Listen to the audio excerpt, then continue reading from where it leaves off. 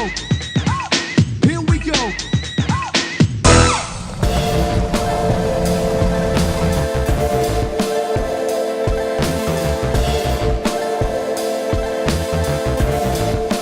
Welcome to Shit I Didn't Know Until I Read the Owner's Manual. Today we'll be reviewing a 2015 Ford Fusion Titanium.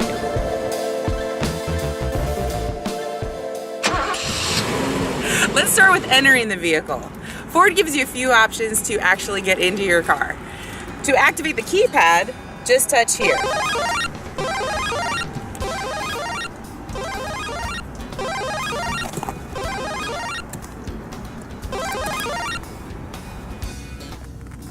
Enter your code, and all of the doors will unlock. Now to lock the car, just press the 7 and 9 buttons. You can also use the actual key. To access the key, open the back of your remote. You press this little button here, and this can be a little tricky, and the first time I tried it, it didn't want to work. So you might want to practice with this before you actually have to use it. And there's your key. So, this is the key. I forgot how many times it actually took me to get this to work, so let's try it again. But you're gonna take this key, there's an opening underneath. You're going to stick it in this opening and push up. At the same time, move your cap to the right, and oh my gosh, it opened the first time. Yes, I'm a pro at this. All right, so here's your cap. Now, you have to take this tiny ass little key and stick it in the door lock and turn. And it is very tight. And wrong way. Ah, there we go. So turn it to the right and it'll open. Now, do you hear that? You do have to get in and actually start your car, or the horn's gonna start honking. To stop that, just press the start button.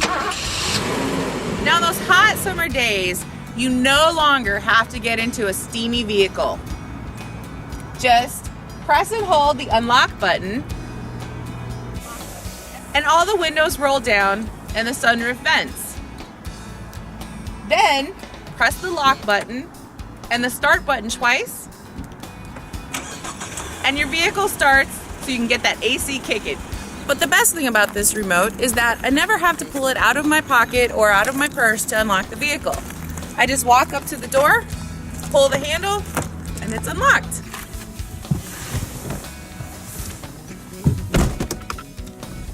You'll notice that when I press the start button, my seat moves automatically into position. Now, you'd think that because I am the only one who drives this vehicle, that would be the only position I would have. But I'm a woman. So number 2 I set for those days when I'm feeling a little bloated and my back hurts and my jeans just aren't fitting right. And I just need to relax. Now, I figured there's a third button. Why not set that one too? So the third button is set for my Korean mechanics that work on my vehicle. Now, you'd think maybe I would set this for my Korean friends who like to drive my vehicle, but trust me, if you saw the way Koreans drive over here, you wouldn't let them drive your car either. Oh shit. Can you push number 1? Oh, that's my boom! This car is also equipped with an ejection hatch. To access the ejection hatch, just push this button here. Now, to access the plus size version of the ejection hatch, just push the button again. And it gives you a few extra inches. Now, I was in a collision, and trust me, this thing works. Boom! It just shot me right out of the hole. Now, if it doesn't work for you, please contact your local Ford dealer. Onto the control panel. It has options for phone, navigation or information, climate, and entertainment. Now, it did have some really cool features here, but in August of 2018, Ford decided it was no longer going to support those, so there's really nothing earth-shattering or innovative here. But the stereo is pretty good.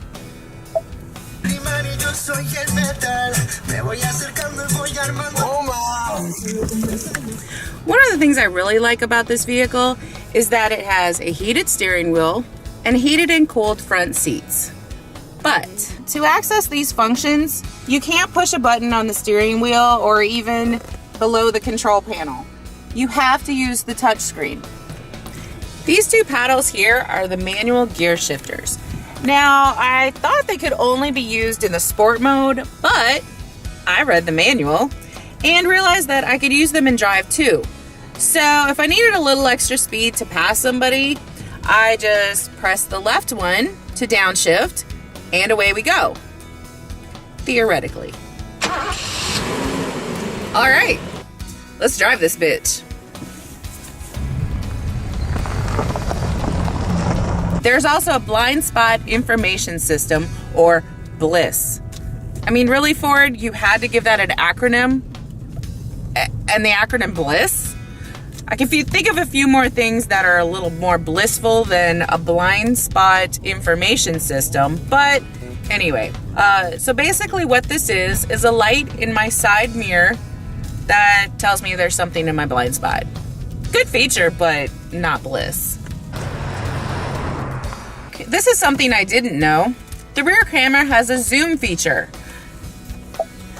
So on this, it's really great if you were hooking up to a trailer or something, but since this car doesn't have a hitch, it's kind of a useless feature. So I guess that's why I didn't notice it. Get out of the vehicle. There's something I wanted to show you. Now, I know you've seen these stickers on the side of your car. That is never exceed 385 kilograms or 850 pounds. So, really? 850 pounds? Let's think about that. That means that me and 3 of my friends could not ride in this vehicle or we would exceed the weight limit. My wheel gap would be about as much as my thigh gap. Non-existent. So there's another cool feature in this car I want to show you. It's in the trunk, but you can access it through the back seat. To get to it, just pull on this lever here to lower the back seat. Lift up on the trunk carpet to expose your curbside urination kit, or cock. Now, ladies, this was designed for you so that you could urinate alongside the road and not get any on your clothes. But trust me, men, I've seen your aim. You should use this too.